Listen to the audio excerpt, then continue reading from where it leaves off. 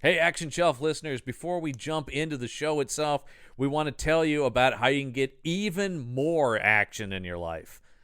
That appeals to you. More action, you say, More action, John. you say, yes. If you go over to our Podbean patron page, that's patron.podbean.com/punchup. You can listen to Lisman and I watch, what's this? Good action movies. Good action movies, you say? That's right, a change of pace. We thought behind the paywall, let's give people something of quality. And give us something of quality. I know, it's such a pleasure to do that. So twice a month, you and I will be doing commentary tracks that you can download for good action movies, all kinds of awesome stuff from a lot of our heroes like John Woo. And we've done stuff from the John Wick franchise and Sylvester Stallone, Arnold Schwarzenegger, all the guys we never get to talk about on here. Yeah, stuff we legitimately love and love to share with you all. Yeah. So you can listen to that as well as other cool exclusive content from the Punch Up Entertainment Network shows. Once again, the address for that is patron.podbean.com/punchup. And now, into the action. The Action Show.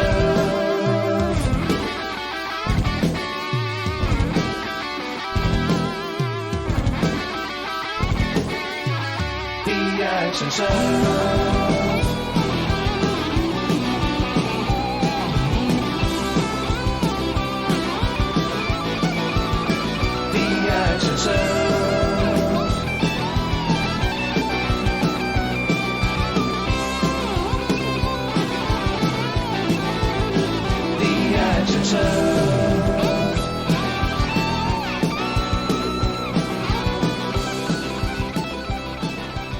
Welcome to the Action Shelf. The podcast celebrates the glory of B action movies. I'm John Campbell. I'm Michael Lisman. Oh, Lisman.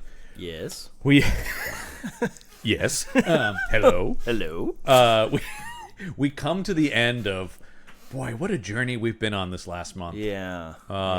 At some point in the month, we flew too close to the sun, and our wax wings melted. I think here we are hurtling towards like Earth. we got to Walking Tall, and that was too good, so we Yeah. had to have some stuff balance that out. Yes. This isn't the worst movie we watched this month. No, this is definitely a if you're looking at the EKG, it blips up here. You know, Yes, from The Condemned, which was god awful. Just nothing. There was nothing likable about that. This movie, we're talking about 2009's 12 Rounds. Yes. It's our sandwich of Cena this month. We bookended the month with Cena films. Yes. And I feel like I have right off the bat the same thing to say, which is criminal use of Cena once again. Yes. Yeah. He does have more lines in this movie than he has more lines, but it in no way uses his acting ability, his humor, or charm in any interesting manner. No, absolutely not. It's I terrible. can't describe his character in this movie at all, other than Super Cop. I guess. Yeah. Meet the cop who can't be stopped. Yeah. Exactly. He plays Detective Danny Fisher. No, right off the bat, John Cena does not strike me as a Danny. Not really. And before you said that, I would, gun to my head, I would not be able to recite what his character's name was. Danny Fisher. Danny Fisher. I can because I know the I'm going to say it, the saving grace of this movie is Aidan Gillen. Is the villain, I think. You think so? Oh, I thought, yeah. I didn't think he was very good in this movie. Wow. Yeah. Wow. I disagree. I mean, it's a terrible part, but I think yes. Aidan Gillen's a fantastic actor who I think is really hamming it up as best he can. He is. I'm always hesitant to judge a performance on and completely rest that upon the shoulders of the actor themselves. Oh, God. I think the script did him real dirty. Oh, no question about that. I don't think there is anything that could have saved that. Maybe it's not. Maybe saving grace is the wrong term, I should say. But like, he's the best actor in this movie. Yeah, yeah. It's just boy. If you want to talk about who gets done dirty, it's Ashley Scott. Yes. Well, I mean, who we liked in Walking Tall. She was pretty good. Yeah. I think she's a good actor. Yes. But Jesus Christ, in this, she's.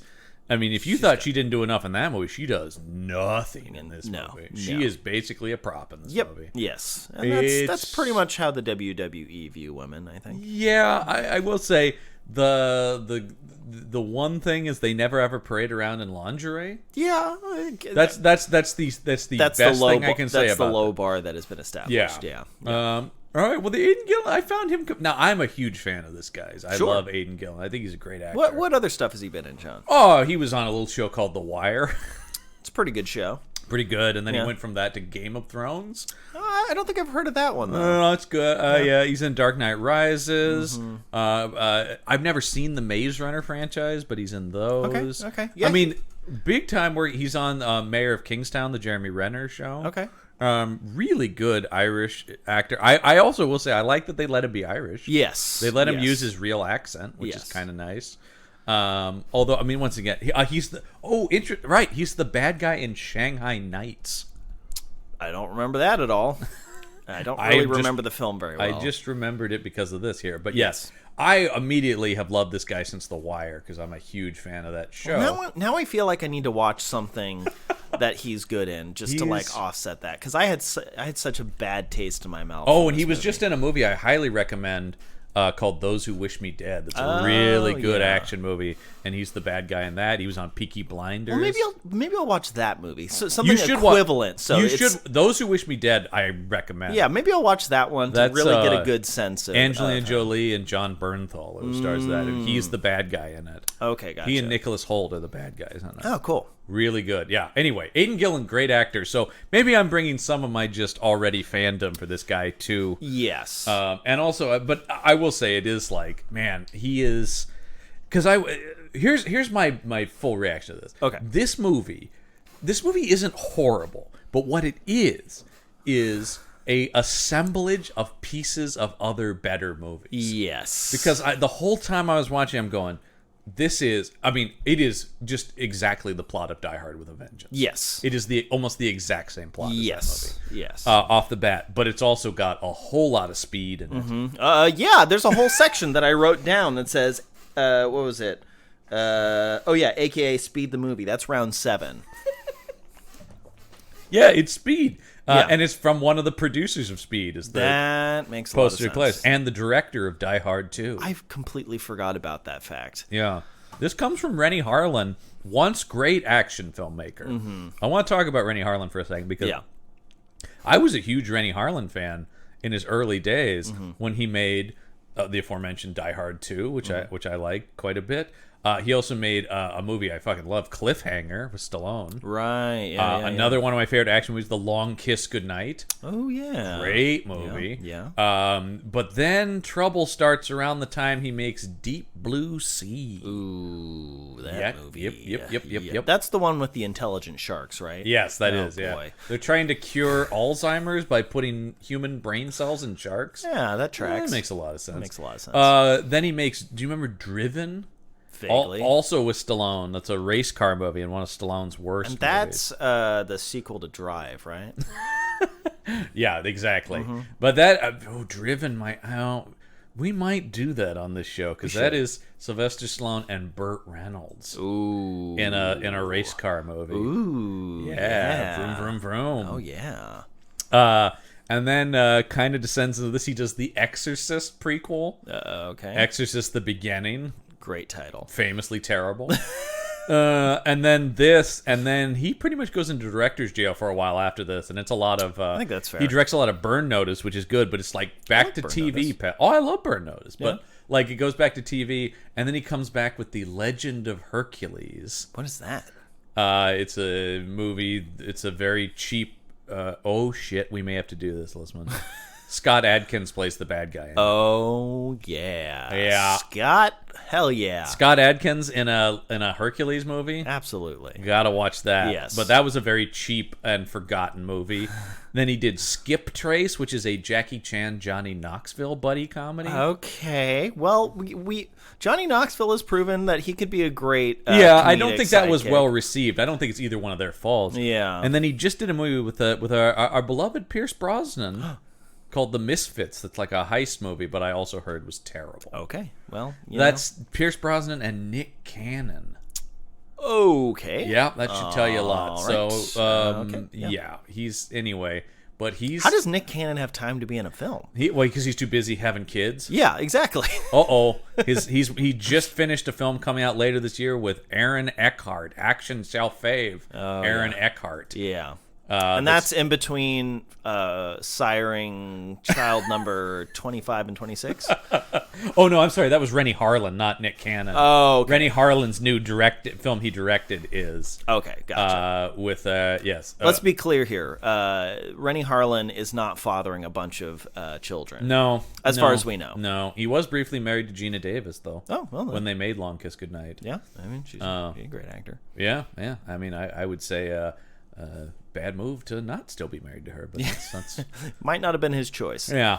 And anyway, I will say though, I think Rennie Harlan can be a good director. I think this movie looks awful. Yeah. I thought the visuals were really number one. That camera needs to calm down. Oh my god. Well, this is I was telling Maggie, this is like prime, like Bourne, post-Bourne action movie syndrome, where like everything is shaky, even if it doesn't make sense. Yeah, I was thinking about Bourne. I was also thinking about Michael Bay. Yes, because yes. I am well on the record as a Michael Bay defender. Because, and I think this movie is a good example of what you don't have to like Michael Bay's films, but Michael Bay. All of his stylized stuff, he's doing for a reason. It's intentional. He thinks about it. He's a visual storyteller. Yeah. This just is chaos. This is somebody just on the phone with another person is still shaky cam. Like they're like the cameraman has had way too much caffeine. And same thing with Paul Greengrass, who made the Bourne movies. Yeah, that's all done for a reason. Exactly. It's all to put you on the ground. The chaos of it. Yeah. It's designed, and also the thing about the Bourne shaky cam is it's another thing where it's once again people trying to do it that became the thing. Yes. Whereas if you watch, he ebbs and flows that shaky cam in those Bourne movies on the purpose. whole movie isn't shaky cam. It's just specific moments to highlight a specific energy that a scene is trying to convey. Which is what good filmmakers do. And this is just I found this almost hard to look at it. Yes, 100%. And also it's muddy. The color palette in this movie really is stands ugly. Out. It's an ugly looking film. It's not a great looking film. No, it's it's I hate this. Yeah. The Condemned had this too, and it's something I see in a lot of kind of modern action movies is just this muddy, gray, flat, muted. Yeah. Which is, I think, once again, something Bourne does, but Bourne does it in this. Bourne isn't muddy; it's actually so desaturated that it's almost black and white. Like it's this almost like it's so black and blues in Bourne that once again very purposefully done. Not every movie has to look like that. You know what I mean? Well, that's where I think Bay is actually somebody who's avoided that. His movies have always been Very awash in colorful, orange and red, and vivid and warm. And that's something when we talk about this stuff, anything can be used well. Yeah, it's just this movie is made. There's no thought going into this movie. No, there's no intentionality, and that's true to the whole script for it and everything. Like I said, it's all just pieces of other better movies. Yeah. And what if I told you this is the only movie this guy wrote? That would make perfect sense. Daniel Kunka. Or Kunka? I don't know. Kunka, I don't know. Kunka. This is it. His lone credit. Well, at least he went out with a bang, I guess. I don't know. I mean, there's a lot of stuff blows up, so. Yeah. Do I have the budget on this thing? I do. Yeah. You want to take a guess as the budget? Let's see. 12 million? Ooh, a little bit more. 22 million. Worldwide gross, 17.2. Yeesh. They got close. Yep. Cigar. That being said, there are 2 sequels to this. Of course. 2 straight-to-video sequels. 2 straight-to-video, much cheaper sequels. Yeah. With other WWE stars and elites. Yes. Yeah. I love the idea that there's like John Cena understudies in the WWE. We have Randy Orton in 12 Rounds 2. Who could forget? Randy Orton, that's 12 Rounds 2 Reloaded. Why isn't it called 13 Rounds? And then we have Dean Ambrose in 12 Rounds 3 Lockdown. Okay, sure. Yeah. Yeah. I don't know that we'll be watching those. I hope we don't. There's plenty of. I would rather watch. I'm more interested in the Marine sequels than I am in watching. Yes. Because out of the 2 movies, the Marine was more enjoyable. I think also in terms of like both of these are. I mean, here's the plot for the second movie: a man's kidnapped wife. A man's wife is kidnapped, forcing him on the phone to play a game of death with 12 rounds. Okay, so it is just the exact same plot, but with different characters. Yeah, upon returning to work after recovering from injury, police officer discovers and attempts to turn in incriminating evidence of illegal activities against his fellow cops. That's the third. That doesn't sound like 12 rounds. No, it doesn't. Sounds like a Code of Silence. Yeah, weird. Maybe they realized they couldn't do it again. I got it. Third time. Here it is. Yeah. The movie was just a movie called Lockdown, and then they just added the 12 rounds to the front of it. Oh, Jesus. Okay. Well, that explains. So they just made an action movie, then gone, we could just call it. I think somebody else made an action movie, and they just kind of like a parasite latched on and just fed off. Because that does just sound like a different movie. Yes. So maybe we could watch that one. Although once again, we're in no hurry. No. Let's if we ever run out of other movies to watch, we'll come back to this one. And that ain't happening soon with the rate they're making these Jesus things. Jesus Christ, yeah. So let's talk about this movie opens up with I once again on track for two of the worst FBI agents we've ever seen. It's up there, yeah. Yeah, they are so incompetent. They don't beat the ones in Stolen. Those guys true. Are still terrible, but we have. I think most of this cast are good actors. Yeah. Because this is Steve Harris, who plays the main FBI agent here. And whatever the weird thing with the little matchbox car I didn't understand that. They were really hoping that was going to be like a nice little character thing. And it did not work for me. I mean, everybody... because this is a Fox movie, so I think that's how you get... Yeah. Every one of these actors are people I've seen in other better stuff. Yeah. Steve Harris was on the show The Practice. And he was in The Rock, our beloved The Rock. Right. Yeah. And he's currently on Winning Time, the Los Angeles Lakers show on HBO, which is great. Yeah. I really love that show a lot. And then you have Gonzalo Menendez. This guy was on Breaking Bad and The Walking Dead, and I mean these are real deal actual actors. Yes. Given horrible material. This script, I think it just did everybody dirty. It really did. Nobody has, because these are always almost everyone in this cast I've seen in other better stuff. Really, if you came into this movie and just didn't have any context for these actors, you'd think this cast is amateur. Totally. And that's only because the script, I don't know about only, but like the script is really doing them dirty, and I don't think the direction really helped. No, the directing is terrible. Yeah. This is one of the ugliest looking movies we've seen. Yes. And they have some money in a studio behind them, and it's still bad. Because we also have Brian White, who plays John Cena's partner in this.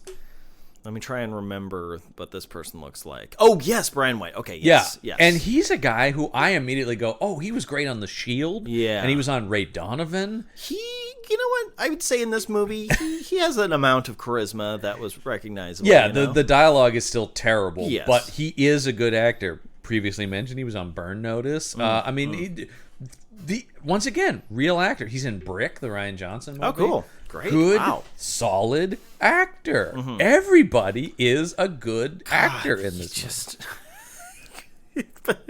Everybody got let down by the script. Everybody got let down by the script. Yeah. So they are pursuing Miles Jackson. Right off the bat, horrible bad guy name. So bland and generic. Well, I think that's my problem with the villain, is that there is nothing distinct or unique or interesting about him at all. Yeah. So, like, he's just forgettable. He's just generic white man. Right.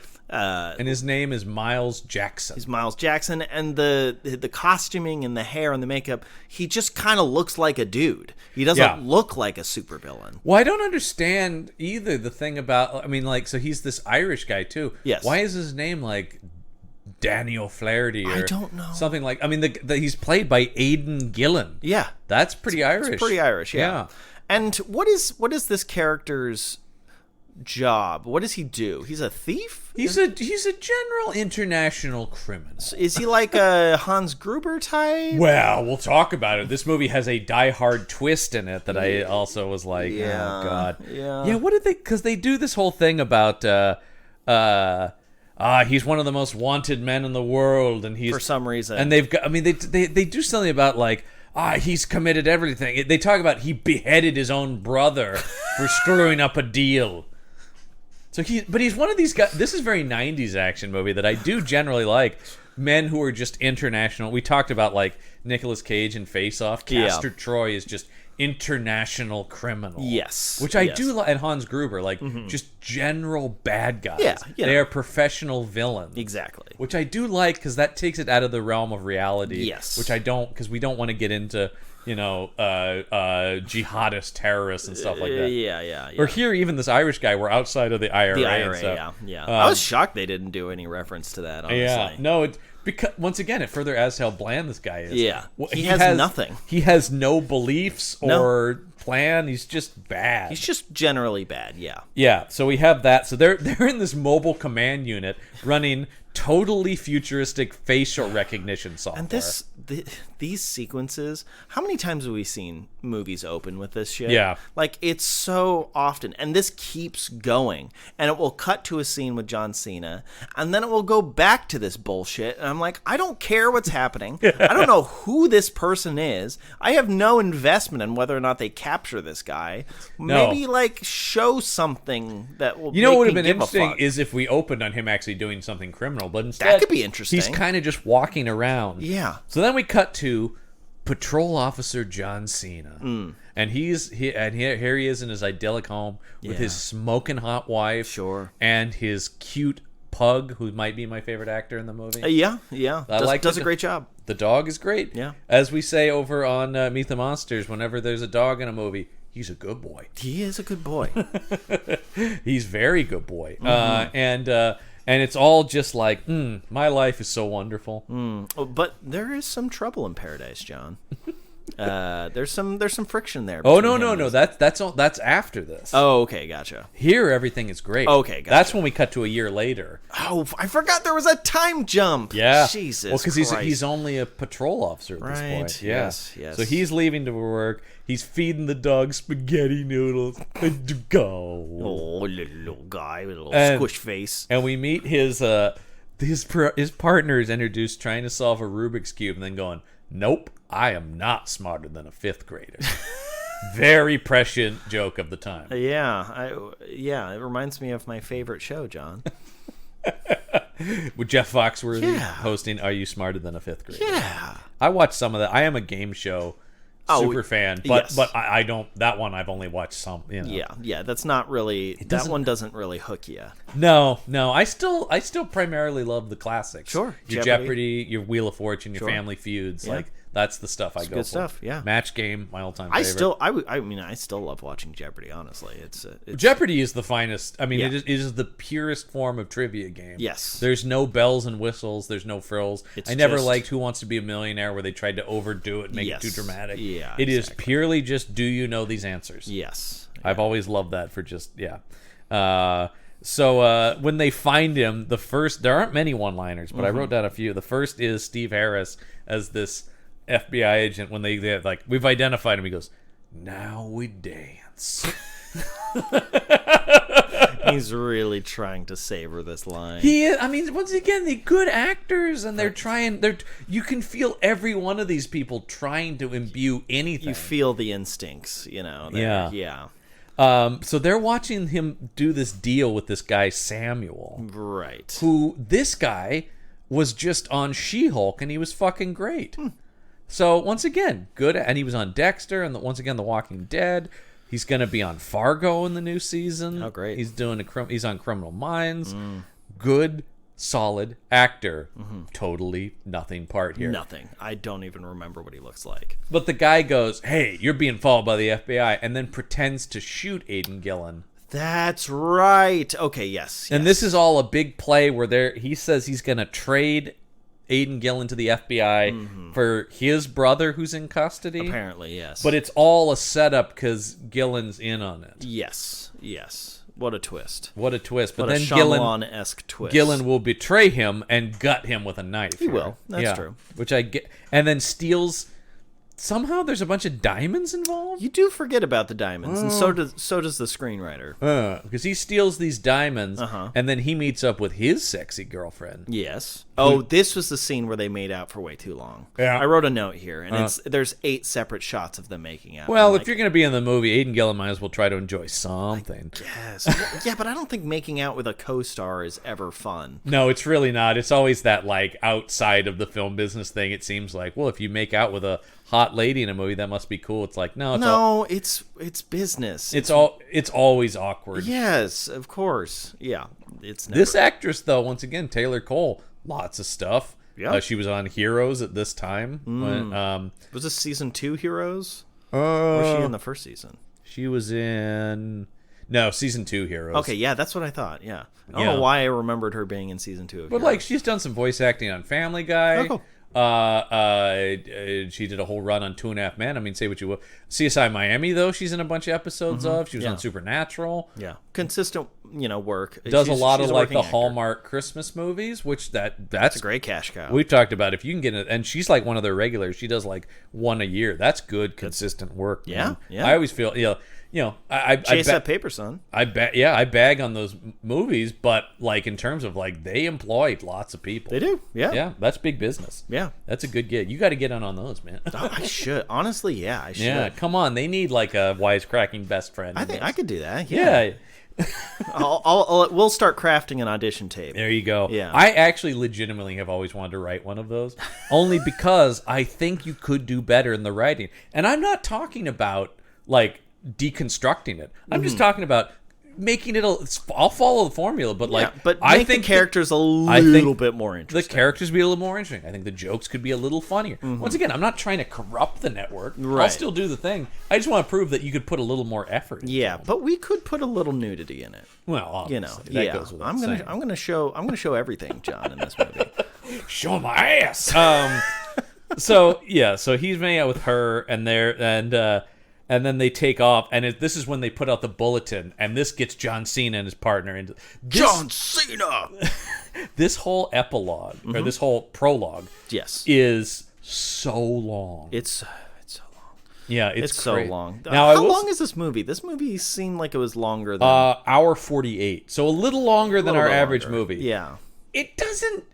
I wouldn't say it drags. doesn't drag as much as the last movie. No, it doesn't drag, but it does overstay its welcome. Yes. It's actually more exhausting than it is that it drags because of the Yeah. rounds. You're more like, oh, more of this. It's not. It's Did not you that think they were going to abandon the round? I did. Yeah, I also thought that.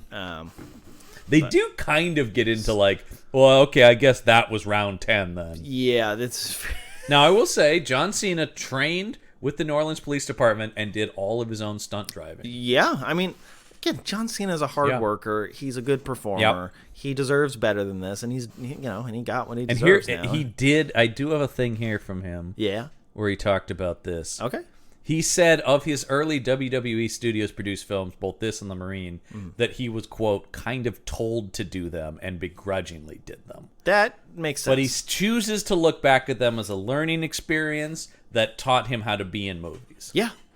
Yeah, Yeah. definitely. And he But also learned the importance of advocating for yourself Well, and and it for was your career. well because I mean he was a package thing for them, right? He Yeah. was like, we're gonna put you in this movie, and it's like, and you don't really you're under contract to us. Yes. And so he's always talked about that he does go like, I'm so thankful that I can choose the stuff I do Yeah. because I know what the other side of this looks like. Yeah. And he has pretty much chosen good stuff. Yeah.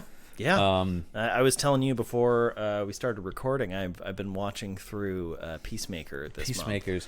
As a reaction to watching the Marine, and I'm just like, I just want to see Cena be really good. He's so good. He's so good in it. He's and so and, fucking funny. And Gunn talks about that when he got with him, it was just like, oh, this guy, Yeah. this is my guy. Yeah, Like yeah. they just instantly were in sync. It just it makes me so happy to see John Cena be doing stuff that he's really, really passionate about, and like something that really stretches him as an actor. I mean, Peacemaker it. asks a lot of him. a you lot, know, it really does. a yeah. lot. Yeah, He yeah. has to carry a lot of really complex stuff. In this Oh yeah. show. So now they're in pursuit of Gillen and his girlfriend. Yes. Wouldn't it? Okay, for efficiency's sake, Yeah. couldn't he and his partner just be looking for this guy? Like instead of them stumbling upon this, you know what I mean? Well, because they pull over Yes. the girlfriend Yes. and the partner, who's the one thing we know about his partner. He loves the ladies. Oh, he loves the ladies. And so he slips his car. And then, for reasons I don't fully understand, Aidan Gillen just pops out of the trunk of this car and starts shooting at them. No. What happens is that Cena's like, stop flirting and ask her to open the trunk. Oh, I see. Yes. So they were gonna discover They were him, going to, yeah, exactly. and instead they so he starts shooting at them. Yes. This turns into a crazy chase. It sure does. And does at one point find, as I wrote here, John Cena losing his gun to a dog. Now, I'm so sad the dog didn't come back with the gun. You know? Yeah, he's there. He's on foot chasing them. Yes. And he leaps over this fence where there's a barking dog, and then he drops his gun. And when he tries to reach back for it, the dog barks at him, and he just gives up. Now, okay. So the next scene, he gets another gun. He takes Aidan Gillen's gun. So why have this whole thing of him dropping the gun in the first place? I don't know. What does it matter? Also, I don't know if you know. I mean, I'm sure you do. It's a huge fucking deal for a cop to lose their gun. Yes. It's yes. Like, it's in like somebody's backyard. That's it is the. I mean, you're done pretty Yeah. much. Yeah. You lose your gun. Yeah. That's like because once again they don't want to add more deadly weapons to the street. yeah. No. Yeah, it's kind of a huge deal. Yeah. But the way John Cena does ultimately end this chase is he pushes someone's boat into the road. He does do that. It's a boat like on a trailer, and he unhitches it from the truck, and then just pushes it into the road, and they crash into it. Yeah, it's very Looney Tunes. It is very Looney Tunes. And then what I was not ready for is when they get out of the car, and the girlfriend is just hit and killed instantly. With almost comedic timing. And that becomes the impetus for this entire The revenge plot. entire film, yeah. You let the love of my life die, Officer Fisher. Oh, now I'm going to take your girlfriend away from you. And apologies to Aidan Gillen and the people of Ireland for these, but it is sort of the thing where it's like, we're going to play 12 rounds, Pally. Oh, Danny boy. He does actually even sing that song in the movie. Yeah, I mean, he does! Yeah. That sounds like a joke, but it's not. No, he does. He does. Pipes the pipe. And then, come on, if you're Aidan Gillen, don't you look at that and go, guys. Come on. I know now. I'm Irish. You don't have to fuck me over like this. Also, I will say, though, this guy can do an amazing American accent because I watched him on 3 seasons of The Wire without knowing he was Irish. Yeah. He replayed Mayor Carcetti. He's a great character who's a councilman that we follow through his run for the mayor of Baltimore. And then he's also fucking amazing on Game of Thrones as Littlefinger. Oh, that's right. He is. I completely forgot that. He's Littlefinger. I remember you mentioning that. Yeah. Yes. He's amazing on there. What the fuck? He's so good on Yes. He's one of the best characters. Yes. in Game of Thrones, Oh my God, Jesus. Yeah. So you've seen him. I have seen him. He's amazing. He's in that really show. good in that. Yeah. Because he's a great actor. Yeah. I can't overstate this, how great an actor he is. Boy, this movie does him dirty. It really does. Movie made him look like a fucking amateur, and that's such a goddamn shame. Well, also, for large stretches of the movie, he's by himself talking into a phone. So he's doing nothing. Yeah. Other than walking through corridors while being on a phone. That's kind of there like... are things that I want to chalk up to him being a good actor, where it's like, for no reason, he's just eating an ice cream cone while on the phone at one point. Yes. And I do feel like I know that impulse where it's like, give me some business. I gotta do something. And then he throws it out the window, which is fun. Yeah. Yeah. Like I mean, that's what I'm saying, where it's like everybody, I can see where he's trying to really trying, let's put a little bit into, Yeah. So yeah, and so he go, and as they're arresting him, he's like, "What's your name? What's your name?" And then he's like, "Officer Fisher, I'll remember you." Oh, I won't be forgetting your name. Although it is kind of like, it's so funny because Steve Harris's FBI agent character is the one who's been like, I've been chasing this guy forever. Yet he specifically latches on just to this officer. Yes, because inadvertently John Cena gets his girlfriend killed. Yeah, and it's kind of not. It's not even like they should have had John Cena actively kill her. And they could have had that in a justified manner where he shot her. But Yeah. But it's one of those things they don't like making the protagonist like look bad in any way. Right. So it needs to be that it's just a total inadvertent accident. This guy's just a psycho. Yes. But of course, we'll also discover, spoiler, because let's jump to the end so we can kind of cover this the other way. It's actually not. It's kind of a revenge play, but it's really just a cover for him to set up an incredibly elaborate series of events that will lead to him stealing money. Yes. That's the Die Hard twist. That is the Die Hard twist, Every Die Hard movie has a twist where you think it's about something and it's really about this. Yes. I mean, the first movie has that, obviously, with they're not terrorists, they're thieves. They're thieves. The second movie has the thing where the Marines are really part of the bad guys. Right, exactly. That kind of stuff. And there's always a twist. Mm-hmm. And then the fifth Die Hard, you're like, oh, great, I can't wait to see John McClane in another movie. And then you're like, oh, this is terrible. Yeah, the twist is it's a bad Die Hard movie. Yeah. And actually, this steals the same twist. It from does. Die Hard 3. It's the same. It's the same It's basically the same movie. I would say watch that movie instead of this one. All I kept thinking was, I can't believe how beat for beat this is Die Hard with a Vengeance, a movie made by the same studio. That's a Fox franchise. It's true. Yeah, God. And Die Hard with a Vengeance, that's great. But it is the same thing where it's, I want to kill John McClane, but also I'm going to steal a bunch of gold. Yes. And you're like, oh shit, this is a robbery. Mm-hmm. And that was cool. Yeah. And actually, of course, the big twist in that also is that he's Hans Gruber's brother. Yes. So you don't even know it's a revenge plot initially. That's the twist. Yeah. Yeah. Then it's about gold. And Yes. it's like, because that script is so much better. Yeah. It's way more interesting. And of course, McClane's a more interesting character. Sure. Yes. Again, this screenwriter only wrote this movie. So they arrest him, and he's like, I remember you. Cut to 1 year later, and how do we see the 1 year later graphic? I don't know, John. Tell me. It's overlaid on a cue ball that then gets hit on a billiards table. Yeah. I'm just now remembering. Once again, just trying to be as flashy as possible. Yeah. Yeah, that's right, folks. Because this is We got some real filmmaking going on here. So yeah. Do you think when Vince McMahon saw that, he came? Like that meme? Yeah. Yeah. That's the face he was making as soon as that happened. Yeah. Vince McMahon. Oh my God, I don't even have time. Yeah, we don't even have we time. don't to have talk about time. We could what dedicate an entire podcast to how much of a monster he is. Just go on YouTube and look up John Oliver's thing. Mm-hmm. He did a whole episode about the WWE, and it nails it perfectly. Yep. I also recommend the documentary "This Was the XFL," which is about Vince McMahon's attempts to start his own football league. I remember that. Yeah, remember the XFL? I remember it existed. And that was his attempt. And he goes, "I'm going to put the NFL out of business." It lasted 1 year. How'd that turn out, John? Lasted 1 year and folded. Okay, great. Yes. So the NFL was shut down after a year, I believe. He was so successful that Well, we're in the middle of an interesting discussion about the NFL right now as we record this. But, well, I know nothing about sports, so this is news to me. yeah. There's a whole thing about the safety and what they're hiding in the NFL is going on right now. I guess that's been a discussion for a while. Anyways, this movie. So he of course once again the partner is looking at all the ladies. Oh, hey there, sexy lady. Hey, sexy lady. And John Cena's like, hey, no, I have no time for that because I got to go home to my hot blonde wife. Hot blonde wife. Nothing's wrong in our relationship. Once again, I feel Ashley Scott playing hot blonde wife. Although, I feel like her hairstyles in both of these movies have really done her dirty. Yeah, I mean, she is a very beautiful woman, but This is not a great hairstyle. No, it's certainly of its time. It is very of its time, yes. Oh, that's right. We talked about she plays Maria in The Last of Us. Yes, yeah, she's in both of them. Yeah.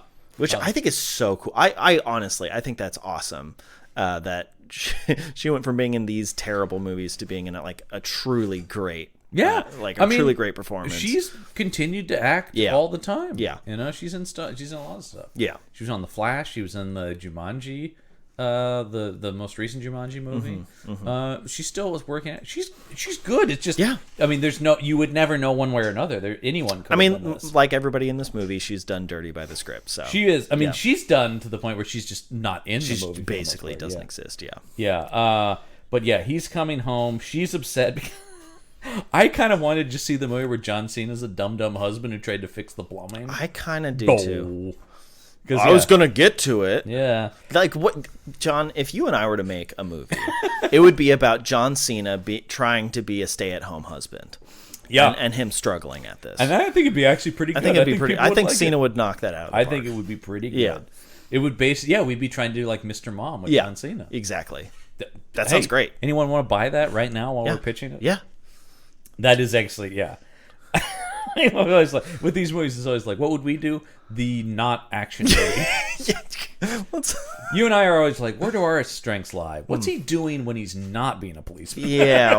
What if he's just home and he's just trying to be a human being? Maybe even make it that. Now I'm just pitching this movie where he's a cop who's left the force and now is he was an action guy. Yes. But now he's got to be a domestic. Well, here we go. Yeah, it's an action hero after the action movie's over. Right, and it's like he's had a decorated career, but he's taken the pension. Mm-hmm. Or he blew his knee out or something. He's got something. And so he can't be a cop anymore. And he's forced. This does actually sound really interesting. I want to make this movie now. Okay, well, yeah. Put it in the bank, John. Yeah. I mean, the Marine was a little bit that for like half a second. Yeah. But we want to stretch this out to a whole film. But here she's just upset because he's forgetting things, and he's just kind of a bumbling idiot. Yeah, and he's just like, because his whole thing is he feels guilty because that made him a hero. Yes. What he did when he brought down Aidan Gillen, and now he's a detective. Yes. And he's like, a woman died and we got promoted. Yeah. It's like, well. Once again, that would have more impact if he had killed her. Yes. She kind of ran into the road and got hit by a semi. Yeah, it's like, I don't know how guilty you would feel as a cop. If anything, that you wanted to arrest somebody and then they ran away and got hit by a car. Aidan Gillen is at fault because he told her to run. Yes. That's the thing where it's like, I can understand the guilt of having actually ended someone's life. Yes. But I can't understand someone just died while running from me. If someone dies near you, that doesn't mean you're responsible for it. No, it's so weird. It's a huge miscalculation in the script. Yes. But the only problem with the script, I think. And so then he's like, whatever, I got to go to work. But then ring, ring, ring. I was like, wow, we got to get to, I guess we got 12 rounds to get in this movie. Yeah, so pretty quickly he's like, started. He's like, Officer Danny Fisher. The only reason I remember his name is because he says it a lot. That's true, yeah. And he is like, Officer Danny Fisher. It's like, this is Miles Jackson. Do you remember me? Yeah. And he does have some line about like, it's time we have a conversation. He goes, yeah, well, prison food tastes like shit, so I'm not coming to see it. He goes, well, I'm out of... I like that they just skip over that this guy escaped from prison. Yep, he just did. Don't worry about it. I feel like that was maybe in the there's script. no time. There's no time, John. There's time. 12 rounds they have to get through. And he is just like, no, I'm out now. It's like, oh, okay. And also, why 12 rounds? Well, because that's a fight. Oh, okay. So boxing matches... it depends, but I do think professional boxing matches... traditionally are 12 rounds? Yeah. Okay. Because 12 seemed like a lot for this movie. Because by the end, they're just like, oh, fuck, I guess we'll do 2 for 1 because we don't have enough time to do 12 separate Riddler puzzles to solve. Yeah, usually the boxing rounds used to be, that's what I thought, 15 rounds. Because that was the case in the first Rocky. Yes. But in modern boxing... went down to 12. Did down to 12. Okay. Because that's 15 was a lot. Yeah, it is a lot. I mean, honestly, 12 is a lot. 12 is a lot. I always thought like 10 seems like a good round number. Yeah. I don't know. Yeah, why not though? 12. Yeah. 12 rounds. So 12 rounds. Okay. He's like, you and I are about to play a game. Oh, would you like to play a game? Which, you know, what would have been cooler? Can I pitch this? Sure. What if he was still in prison and orchestrating? That'd be great. Actually, have you seen the movie? What is it? With Gerard Butler, where he is in prison and he's still getting revenge on people. I know what you're talking about. I cannot remember what it's called. Law-abiding citizen. Law-abiding citizen is what it's called. And that's where he was unfairly put in jail. Yeah. And he's still in his prison cell having orchestrated this ingenious revenge trap. Yeah, that sounds... And that's not like a great movie, but it's a pretty fun movie. It sounds more interesting than this. Because it's Jamie Foxx as the guy on the outside going, how is he doing this? Mm-hmm. Yes. And that's much cooler. That movie was really successful. No. Weird. People liked that movie because it was actually... So people didn't like this movie? Oh, this did not get good reviews and it underperformed. Oh, well, yeah. Because I do feel like this is another one where I'm not sure that this is what the WWE audience actually wants. Because this is trying to be like a thriller. I guess, yeah. Like a heist. Oh, you saw 7? Well, just you fucking wait. You know what's a higher number than 7? 12. Well, because I do feel like, I love thrillers like this, like high concept thrillers. Sure. But this movie's too dumb to work as one of those. Yep. But it's not dumb enough to satisfy the WWE crowd. Yes. So it's kind of the worst of all worlds. It is the worst of all worlds. Yeah. Because it's too complicated to just be a stupid action movie, but it's too dumb to be a complex thriller. Yes. So it's a disaster. It is just a disaster. 12 disasters. Yeah, actually. I mean, that's why, because like The Marine is more fun, at least. Yes. That's like dumb macho action movie. Yes. And yeah. Walking Tall is just stupid amounts of fun. Yes. Walking Tall. We did really start very well in this month, you know? Because The Marine was pretty good, and Walking Tall, I think, is really good. Yeah. By these standards, that movie's great. Yeah. Yeah. It's just... I have seen Walking Tall several times, and I will watch it again, because I think it's a lot of fun. Yeah.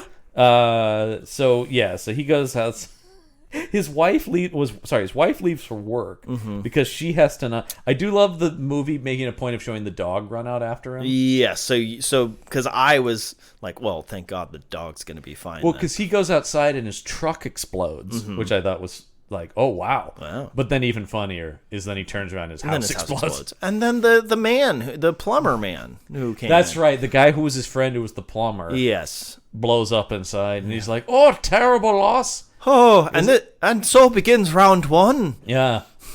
Ding, ding. This does feel like this would have been, as a concept, a Schwarzenegger or Stallone movie. Yes. Because I see a lot of people in the IMDb user reviews as I was reading these talking about Cena's the new Schwarzenegger. And it's like, well, actually, as we know now, he's better than that. Yeah. And I love Schwarzenegger, but like Cena is a way more interesting actor. Cena's more vulnerable, so... Yeah. Yeah. Schwarzenegger could never do a Peacemaker. Stallone probably could. Yeah, I could see Stallone doing it. Yeah. Well, and Stallone has also become a James Gunn regular. That's true. Yeah, that's true. Because I legitimately think his King Shark performance is brilliant. Oh, I love that. Yeah. One of my favorite characters. Friend. Yeah. New fun friends. Peacemaker. It's like a real character performance. Right? Yeah. So that he blows it. Now everything's blown up. And I do love him just handing the dog off to the neighbor and going, yeah, take care of this dog. And the guy's like, I sure, yeah. Yes. John Cena, you can give me anything. Whatever you want, Mr. Cena. Which is how I would interact with That's him. true. Sure thing, whatever you want, Mr. It'd be Cena. like Scott Lang talking to Captain America. Here's your shield, Mr. Captain America, sir. Absolutely, it would be. I will say, if we have Tales of Seagal of him being shitty, can I say Tales of Cena? Because did you know that John Cena has done more Make-A-Wish, has completed more wishes for Make-A-Wish than any other person ever? That doesn't surprise me. Yeah. I didn't know that, but that doesn't surprise me. He's done more. Yeah, he's made more wishes come true than any other person. John Cena. John Cena is just. I mean, everybody is talking. We don't deserve him. Yeah, everybody just loves the guy. Yeah, he's just the best. Oh. I think he really is like what you see is what you get. Yeah, with him, he's such a genuine dude. Yeah, and also his whole marketing for Suicide Squad and Peacemaker, walking around in that costume for everything, is the goddamn best. And he'd show up on the Tonight Show in that outfit. I just love that people go up to him and start doing the dance, yep. like the theme song Peacemaker dance. And there's tons of videos of him doing it with people at conventions and stuff. He's just the goddamn best. Yeah. No ego on that guy at all, it seems like. Oh, first I thought you said no eagle, and I'm like, did we watch the same show? No, because there's eagles all over him on that. Yeah. Eagle-y is one of the best creations on television. Oh, yeah. Love Eagle-y. So the car blows up in the house, and then his wife is getting on this ferry. Yes. And he's like, that's right, I'm looking at her right now on the ferry. And he's like, oh no, not the ferry. And then, of course, luckily, there just happens to be a super cool Mustang for him to take from the guy. Yeah, he steals a car. You know, he's like, I'm a police officer. Yeah. I need this. But it just happens to be the dopest Mustang of all time. And then Were you disappointed he didn't jump the car Yes. onto the boat? Because Yes. I thought that was going to happen. The fact that they didn't, this is the first indication, I think, that this movie might not be as good as we would hope. No, because he starts speeding alongside the ferry. Now, he is driving, like, on sidewalks. That's true. And this is one of many times when, like, tons of pedestrians would be killed by his actions. Yes. The fire truck later is also pretty fucking Well, wild. he goes through an intersection and cars hit you see cars hit each other because of him. Yeah. And then again, my brain goes, okay, let's focus on these people. How their lives have been ruined because John Cena ran a red light in a pursuit of a boat. I mean, it is sort of a thing where it's like, so many times in this movie, there are these things where I'm going like, no, there's a simpler way to do this. Yeah. You don't have to cause trouble. Yeah. And also, it's kind of like, if you don't play the game, then he can't win. Right. And at the end, of course, we find out that actually everything John Cena is doing is actively helping Aidan Gillen in his theft. Yes. Which is, but also one of those things that's, it's stupidly ingenious. Yes. We're going like, man, he really counted on some things to break his way. How could you predict human nature? Like there's some improbability there Because that like he couldn't foresee. He can control where John Cena goes. Yes. But he has some of it relies on like what just random people. Because he knew that the partner was going to go off on his own. Yes. And that was part of the. Yes. That's two steps Yeah. involve the partner being killed. So Right. Yes. Exactly. Which I did think. Did you think as soon as this partner was even introduced, this guy will die? 100% yes. Well, and because I was. He has also, a black partner. That person is going to die. Well, and also I was at a certain point when they were getting more into the speed stuff. I'm like, oh, he's gonna get Jeff Daniels. Yes. Yes. He's going to get Jeff Daniels. And he does. He dies in almost structurally the same way as Jeff Daniels Yep. in Speed. Yep. Where they think they find Dennis Hopper's house and it blows up. Yep. But way better scene because Jeff Daniels has, and I do keep track of these, one of the best I'm about to die reactions in film history. Of just the like look, and he's just like, shit. And he blows up, Yeah, so good. The best, by the way, number one, Gary Oldman in The Fifth Element. Yep. Yep. All down. Oh, no. Yeah, and he explodes. So good. I love a realization I'm about to explode. Yeah. This one of the dumbest, and we'll talk about it. Yeah. Because Oh, I wrote down the line, John. Because believe I wrote me- down the line. I think that might be our one-liner. I don't know how it I could be think anything you're else. right. I think you're right. I don't know how it could be anything else. Yeah, yeah.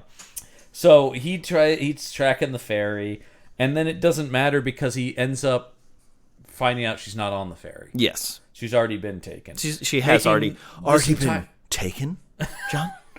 Well, I do think Now, if that we're talking in an Irish accent already. that's right. Yes. Now listen to me and listen close. I want to see something because I want to know what year Taken was. That's a great Year before. That's what I thought. Yep. So there's some Taken in here, isn't There's there? definitely some Because that Taken. was I think this came out in the same slot as that, and that was a huge hit for Fox. Yes. Taken was massive. What if obviously. we did it again, but this time worse? Yeah. What if worse? Also, Taken, even 90. Perfect. Perfect. Oh, That movie, yes. one of the things that's great about that movie in no way, that movie is so lean and efficient. as an Yeah. action. Taken is a near perfect action movie, really. Yeah, It's yeah, so yeah. good. Listen to me carefully. Listen. Do you think they offered to Liam Neeson? I'd like to think they did. Yeah. Yeah. Well, I mean, it would have been terrible for him to choose either part, but him just going, we're going to play 12 rounds. I think I would have loved that, John. Yeah. I think he could have pulled it off. Instead, they got also a good Irish actor, but gave him nothing to Yeah. do. Yeah. So he's, oh my God, he's not on the ferry. Okay, so we're now in round 2, Steel Girlfriend. That's round 2. Yes. So round 1, he blew up his house and truck. Round 2, I like that you really made a point of keeping track of the rounds. I had to, John. I had to. No, I because realized the movie 4 or is 5 rounds in, like if I don't keep track of this, I'm not going to be able to talk about this. the movie's too complicated. Yes. It really is. Yes. So okay, so that's round 2. Yes. Now how does he get to this house? I don't actually remember. Neither do I. Somehow he and the partner find this abandoned house. Yes. Because this is New Orleans. Yes. So in Katrina destroyed neighborhood. They do mention Katrina several times in this film. Because Katrina would have been a couple years before this. Yeah. Was that 5, something like that. 4 Yeah, or 5. Yeah. So we're like 4 or 5 years out of Katrina. Yeah. And obviously that's still, even now you can go to parts Still, of New Orleans that are, but not that this movie has anything to fucking say about that. Nope. Well, the script wasn't even originally supposed to be in New Orleans. No, that's a tax dodge. I mean, yeah. It was. I think the script was written to be in Chicago, I want to say. Yeah. I mean, there's a lot of stuff that ends up shooting in like New Orleans or Atlanta because it's cheap to shoot in those places. I mean, that makes sense, yeah. So let's see. So yeah, they get to the house. They get to the house somehow, and they realize this line. This is one of my favorite lines that made me laugh in the movie. Is they're looking at these numbers written on the house, and they're like, "I don't understand. What is this? What could this mean?" And then John Cena goes, "Wait a minute. They're coordinates. It's longitude and latitude." And his partner goes, "Longitude and latitude? How do you know about that stuff?" I'm like, and I believe Cena's reaction is 8th grade geography, bro, or something like that. Because it is like a thing where it's like, I may not be able to know what that is, but I can understand that something is longitude and latitude. Yes. It's like, what? Yes. So yeah, round 3 is longitude and latitude puzzle. And what is the longitude and latitude? Okay, the longitude and latitude give the location of the firehouse that his brother works at. That his brother works at. Who is a firefighter. And so he's like, everybody get out of that firehouse. And so they evacuate this firehouse. Yes. But there is no bomb in the firehouse. No. What is the thing here? Well, round 4 is smoke trap. And then I wrote kind of lame, really. Yeah, because it leads them to, it's a bank or something? Something like that, yeah. Because it's going to lead them into this smoking building. That's, okay, wait, yes. So he goes to the firehouse, and because he knows a phone is going to ring.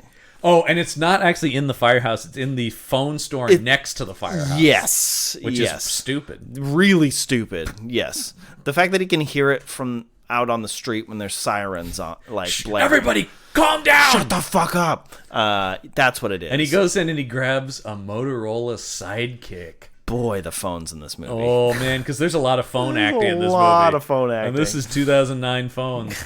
The Sidekick and then also the phone that slides. Yeah. Oh, so sleek, John. Yeah.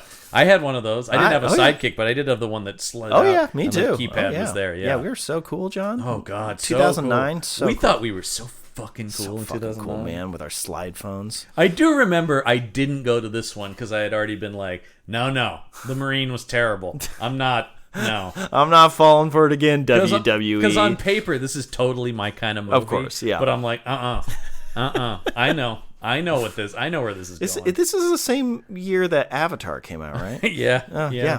Interesting. Yeah. And 09 was that was also Fox Avatar. Oh yeah. Yeah. Oh wow. 09 was Star Trek though. That was the big one for me. Oh, the first J.J. Abrams Star Trek. Yeah. And Inglourious Bastards. Was also 09. Yes. Yeah.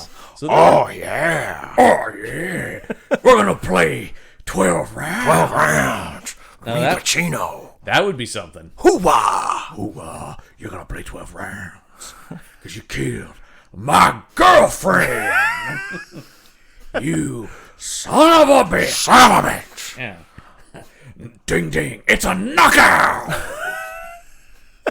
Yeah.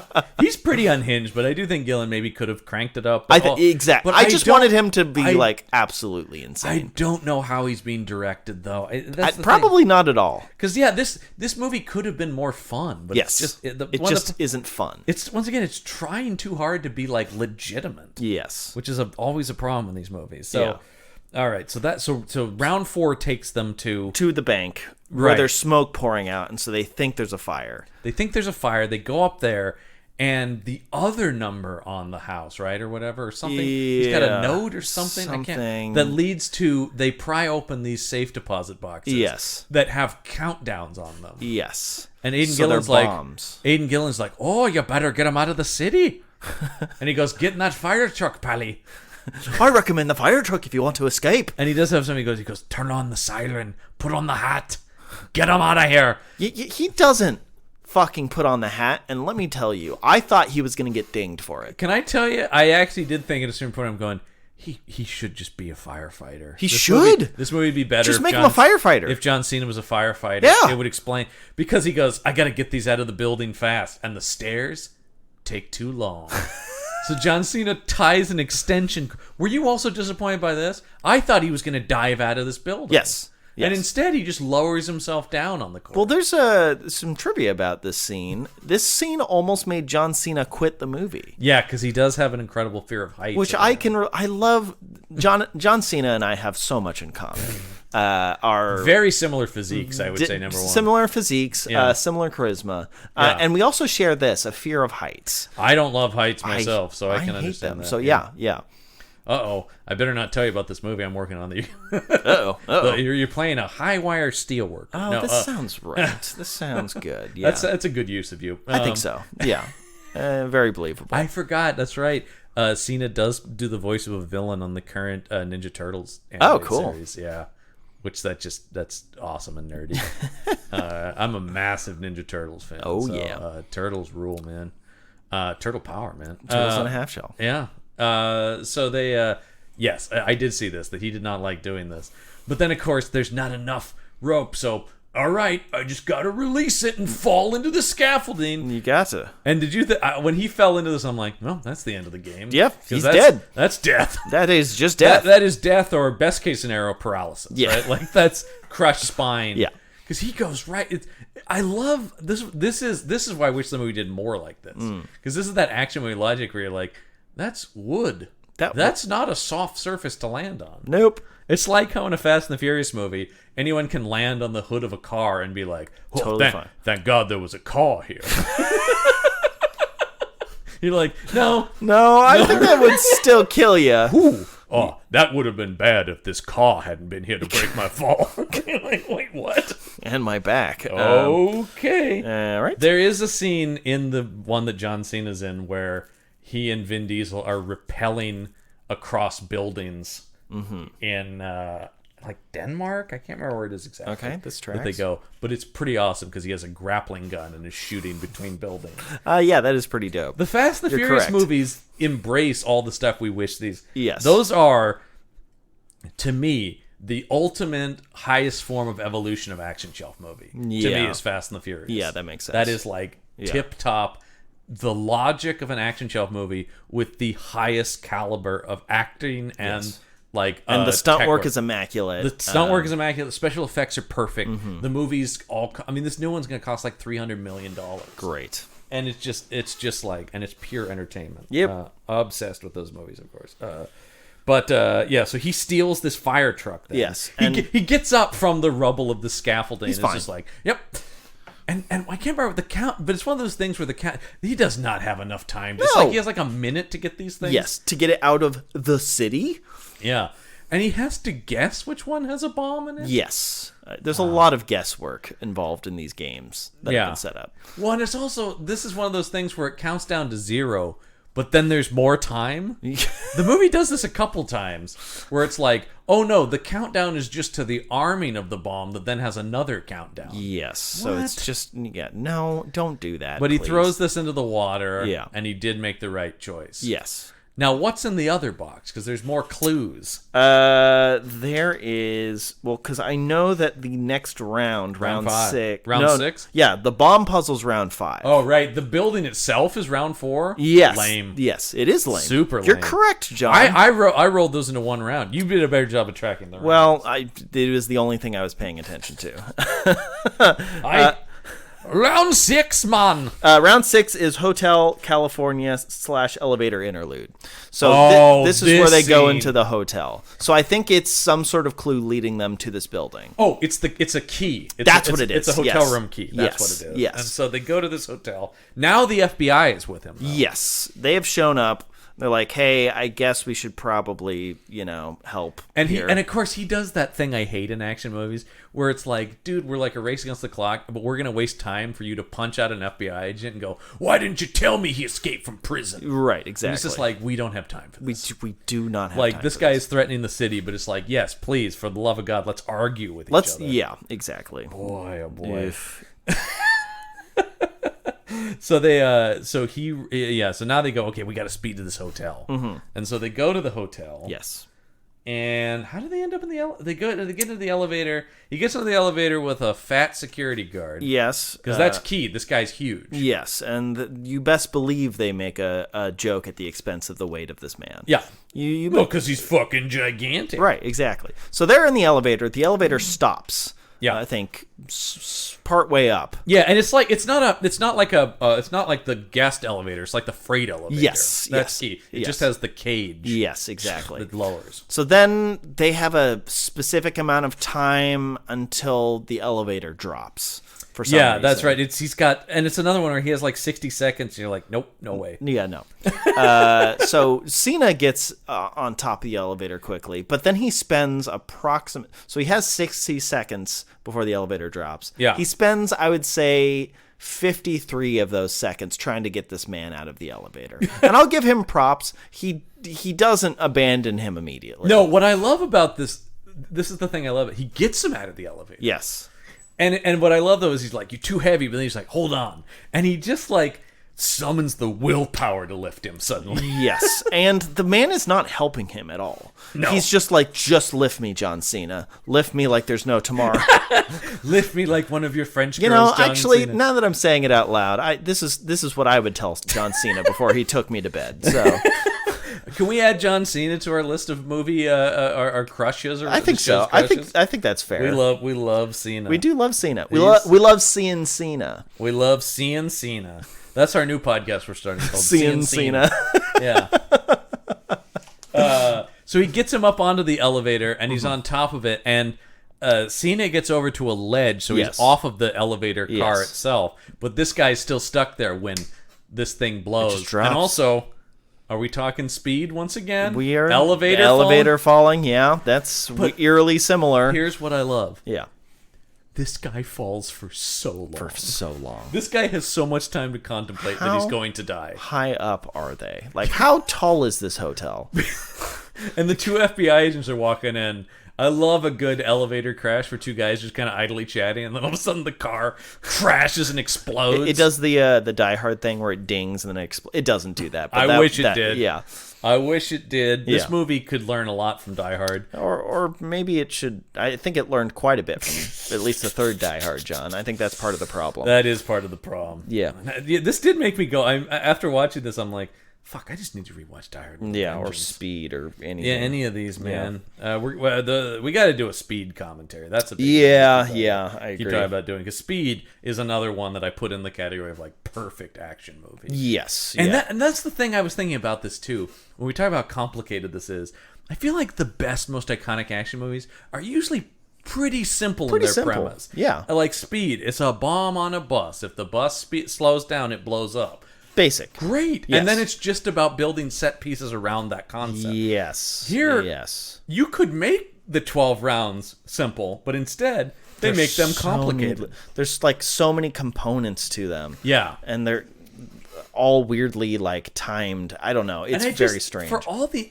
because this movie is action packed, yet it's also kind of boring. It's really boring. That's like the thing that anytime gets people have to like sit around and like try and decipher a code, I'm like, this movie is like grinded to a halt here. Well, because one of the problems is the movie, like the stakes of it, you never care about any of the characters. Yes. You never feel the stakes of anything. Yes. It's all big action set pieces, and Yes. you're like, but why do I care? yeah. Who is this guy? I don't know. So this guy's fucking dead, though. Yep. I wish this had been an R-rated movie because I want to see some pieces of this guy come flying. That's true. It was PG-13. This was PG-13. Yeah. Apparently, there's some extreme cut with more violence. I did hear about that. Yeah. I'm like, I don't care. No, I don't care. No, and I think it's probably longer. Too, Exactly, It's yeah. already too long. Way too long. Okay, so this guy's fucking dead. Yes. What happens next? So next is round 7, which is the Speed ripoff. Now it already has ripped off Speed. Okay, but here's the thing that's great about this. This rips off two separate parts of Speed. It's true. It does. Yeah, because he gets on a bus. And his wife is on the bus. Yes. With a bomb vest strapped to her. Yes. Now, of course, everybody knows about the bomb and Speed. Yes. But people, I think, sometimes forget about the third act of Speed. Yes. Which is the chase in the subway. Yes. And in that, Dennis Hopper has put a bomb vest on Sandra Bullock. Yes. In the subway car. Yes. So this rips off two different set pieces from Speed. From the same movie. It's incredibly impressive. And let's not forget, this movie comes from the producer of Speed. I don't know if I've forgotten that, John. I don't think I've. I think that's immediately. But there's obvious. something about this guy is just like, remember what we did in Speed? Hey, I worked in Speed. What if we put it in this movie? Like, yeah, everything worked in Speed. It's a classic. That's like one of the most successful action movies ever made. Yes. So that's how does. I don't fully know how. This this introduces his new take on because this is a thing from Speed, which is he's got the dead man switch. Yeah. So he's Dennis Hopper in that movie. By the way, talk about a great unhinged villain performance. Yeah. Dennis Hopper in Speed is awesome. But if his whole thing is if I drop the thing, then the bomb goes off. Yes. This thing is taking it to a new high-tech level where he has to keep his thumbprint. Remember? That's really impractical. He has to keep his thumb pressed on basically like a screen, right? Yeah. And if he lifts his thumb up off of it, he has to put it back on within 10 seconds or it blows up. Yeah, that's really complicated. Also, he establishes that the bomb vest is designed to blow up the bus, but the first thing it will do is shoot a nail into the heart of his wife.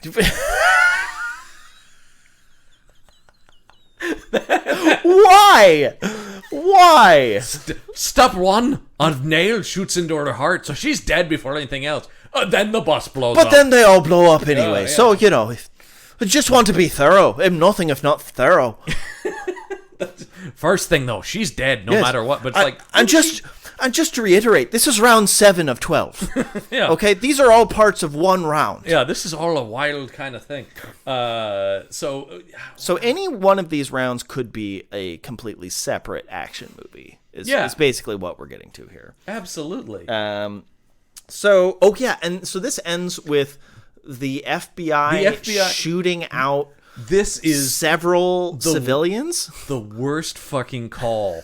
I don't because the bus is driving down the road and you've got these two FBI snipers and one is like, well, I technically have a shot, like, and somebody goes, and I like at this point you start to separate the reasonable and the unreasonable FBI agent. Yes, because you got one guy going, wait a minute, man, I don't want to define them, but it is Latino and black FBI agent. I mean, that's as much in-depth work that this movie does. Yeah, the Latino guy, the Latina agent is reasonable, and the black FBI agent is the crazy one who has this personal anything, because his whole thing is anything to get this guy. He has a personal vendetta, and he also has a Hot Wheels that he keeps flipping the hood of the car open and close, and they do that like.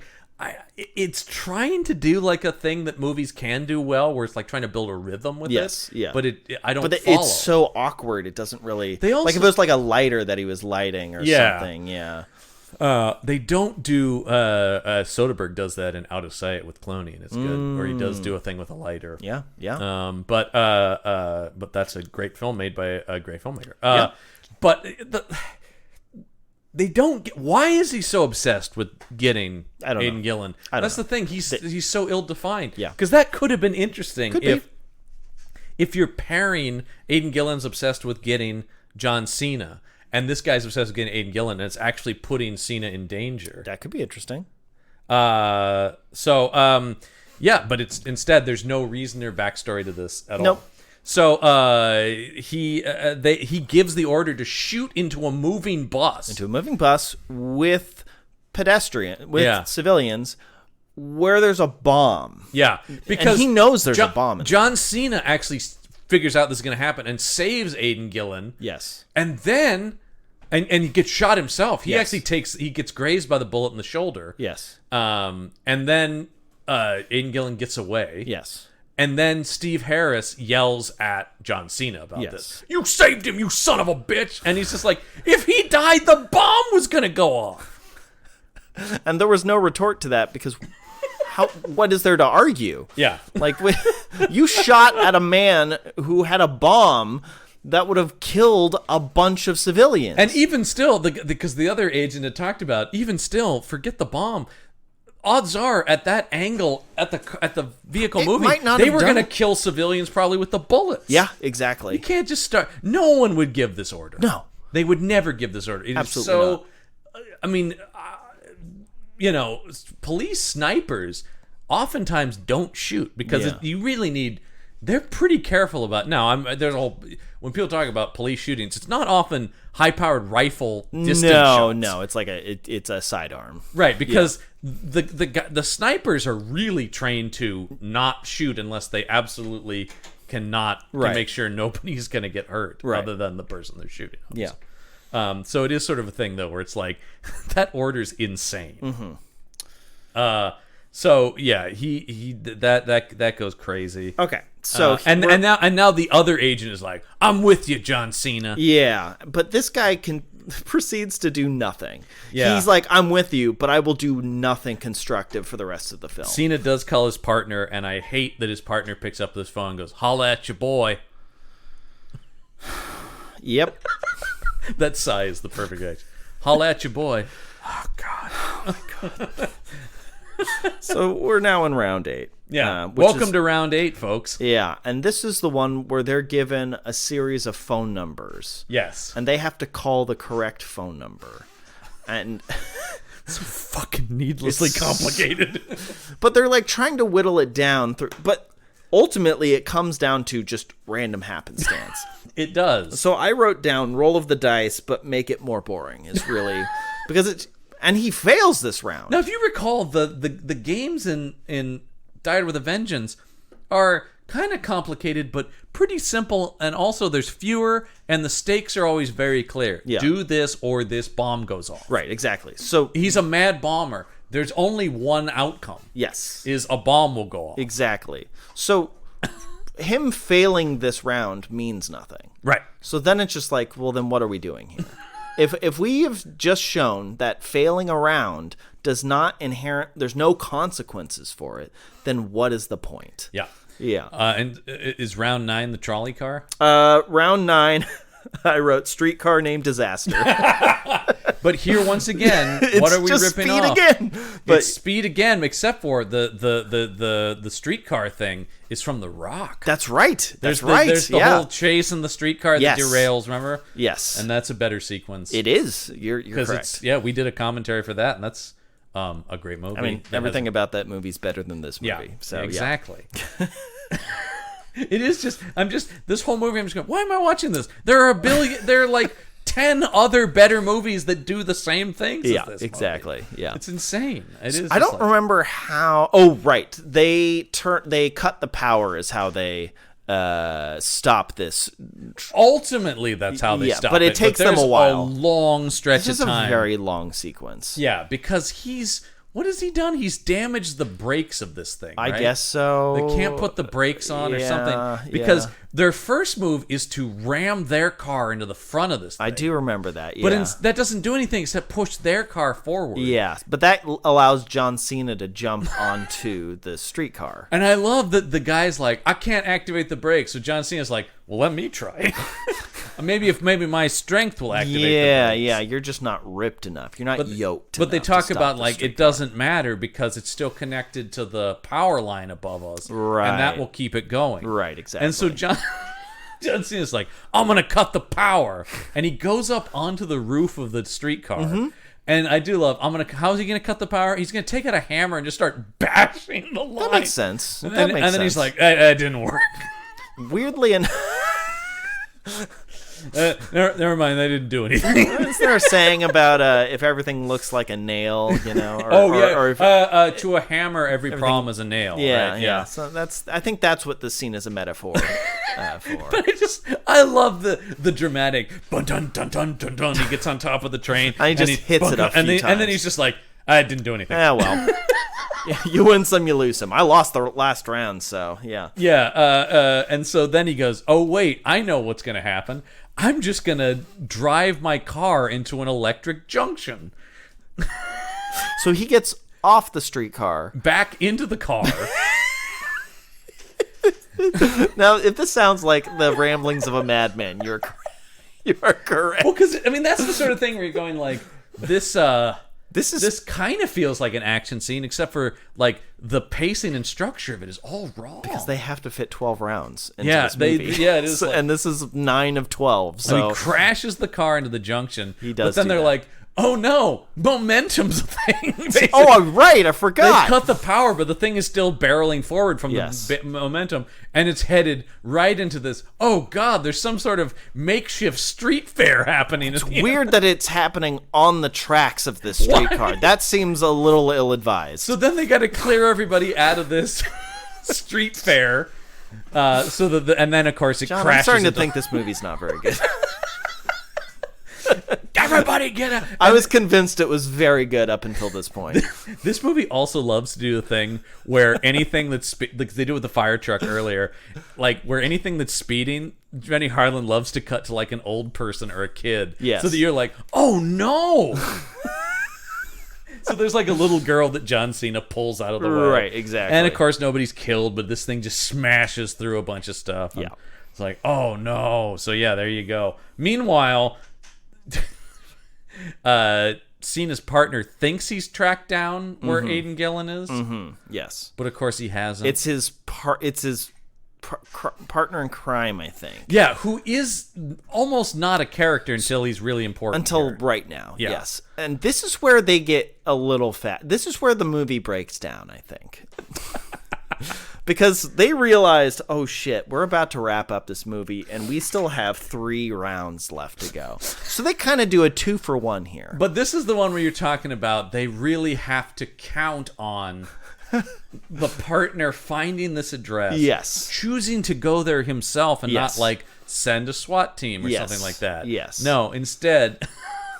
Because the thing in Speed, he doesn't count on it. It's No. not part of the plan. He's just like, if they ever go there, I'm just going to... I've rigged it to blow. Yeah. But it isn't, I'm going to lure Jeff Daniels No, there. no. But in this case, it is. It's one of the rounds. Well, technically 2.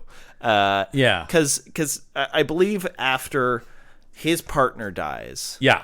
Which we'll get into because I believe you wrote down the line here. Well, and also I want to talk about the method in which he dies is also pretty insane. that is true. But well, let's get into that then. Yeah. Yeah. Let's go Because ahead. And get there's into this lame foot chase through this abandoned warehouse, and then when the partner finally confronts Aidan Gillen's partner, he's got his gun turned on him, and he goes, "It's just like this was all part of the plan or whatever. This was meant to happen." that. Yeah. And then a mine, a literal landmine, activates between the two of these guys. Uh-huh. And Cena's partner says, well, apparently you're not part of it. And then I swear he sits there as if he's like, oh, I thought it was going to blow up. I better add something else. So he goes, apparently you're not part of it, bitch. And then this mine shoots up into the air and explodes. Yes. And I Blows just thought, up the whole building. how needless. Yeah. Uh-huh. But yeah. also, apparently you're not part of it, bitch. Well, if this is part of Miles' plan, then I guess you're not part of it. ... Bitch. Whatever, it wouldn't have been anything. But as soon as he said bitch, I'm like, well, there's the high point of the movie. Yeah. Yeah. It doesn't get better than that. Yeah. Yeesh. So now, how does this count as 2 rounds? Okay. So Listman's after doing this, folks, Listman's doing the math on this movie. So here. after he literally says in the movie, well, if your best friend is taking care of Anthony DeLusso, which is his partner, Right. then murdering your partner is so. His partner murdering. Okay. Cena's partner murdering. Aidan Gillen's partner. Gillen's partner is round 10. Yes. And That was always going to happen. That was always going to happen. Yeah. And then Aidan Gillen killing Cena's partner is round 11. Is how he describes it. But that makes no sense. Why? Of course it makes no sense. Why does the death of his partner affect John Cena at all? I don't know. The death of Aidan Gillen's partner. Yeah. Obviously, he cares that his partner died. Yes. But why is one of the rounds him killing his own partner? Okay, so here's where we're at. So He's getting bored with it. He goes, let's just count that as 2 rounds. I can't do this all day. I've got 3 more to do, and we have to wrap this film up. Can't do this all day, for the love of God. Look, I can only come up with so many rounds for me to do. Okay, like when I'm all tapped out. in his notebook, he's like, I guess we'll just have to count that as 2. I guess that's a twofer. I guess Yeah. I'll just slide it in there and say it's a twofer and see if John Cena calls me out of my bullshit.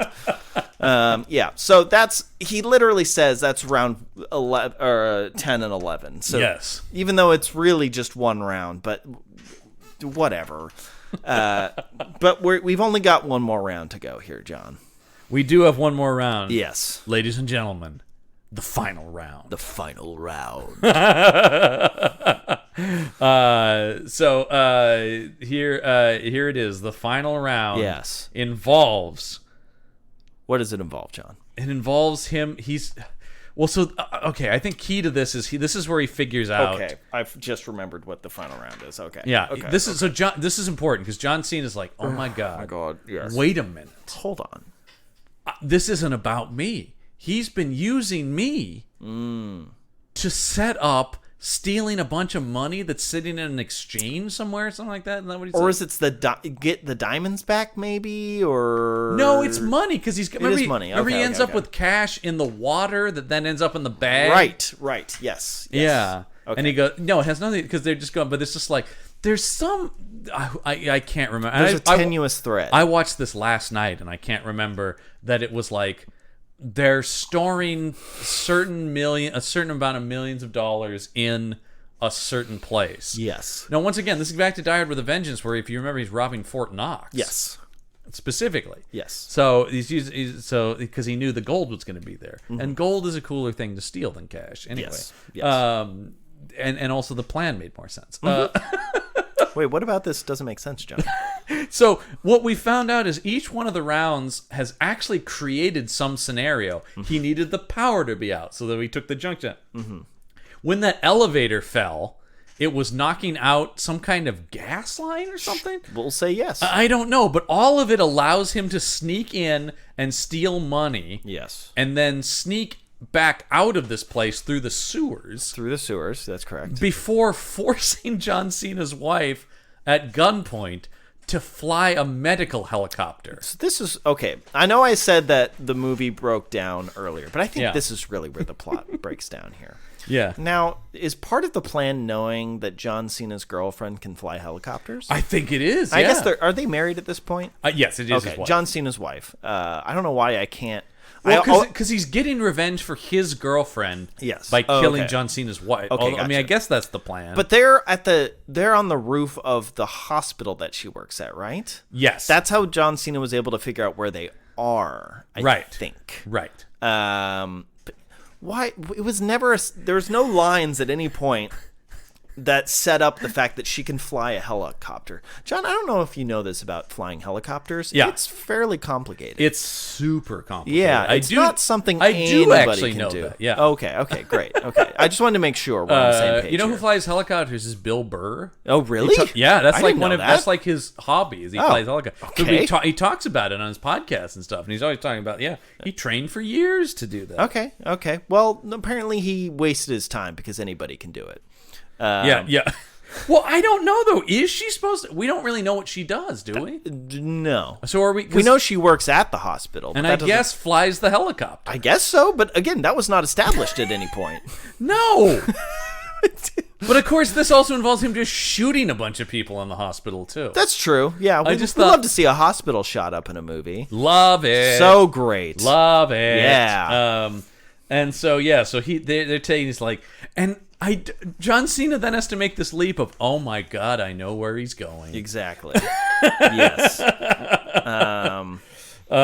So he's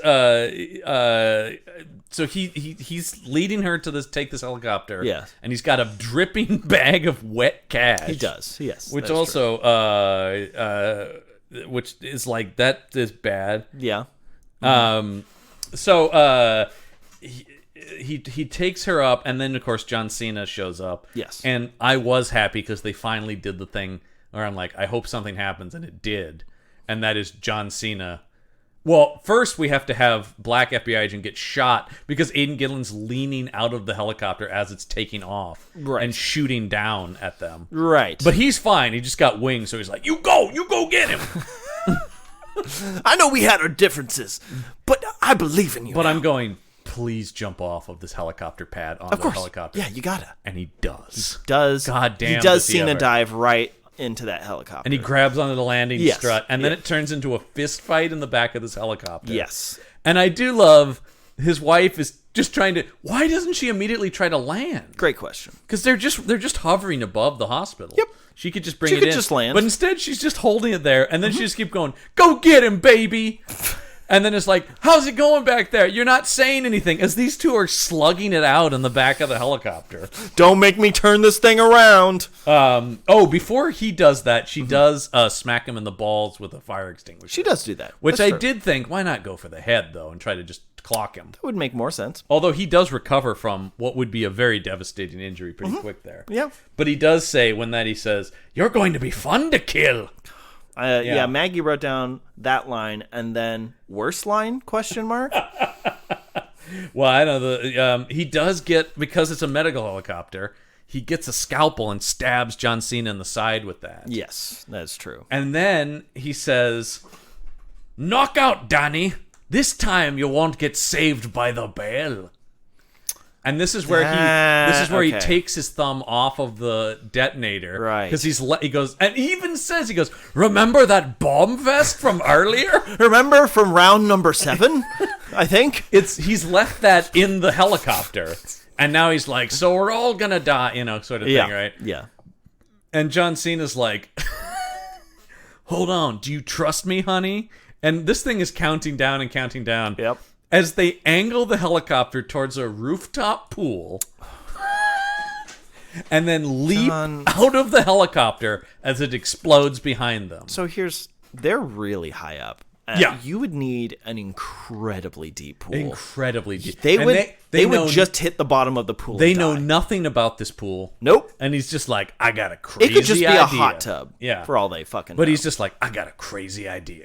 You got to trust me, babe." Yeah. And so it blows up. And this is the arc of their relationship. She's learned to trust again, and they've learned to love again. You know? Yeah. It's really beautiful. They blow up, and all the money is raining down. We see there's a CGI shot of the fire consuming Aidan Gillen. He's done. Yeah. And then the helicopter crashes to the ground, killing probably 50 people. You did forget his last line though. You finally got me, Lucky Charms. Well, I guess the joke's on me then. You finally got me, Lucky Charms. But you won't be getting me pot of gold. Yeah, he blows up, and they're in this pool, and then they get out of this pool. Now he's in real bad shape. Sure, he's been shot by a sniper rifle, and then he just got stabbed right between the ribs with a scalpel. Yeah. So he's pouring blood. Yes. And then there's just this couple who was sitting by the pool, like, "Oh, what? Whoa!" And John Cena does this helicopter blew up. Pfft, what are you gonna do?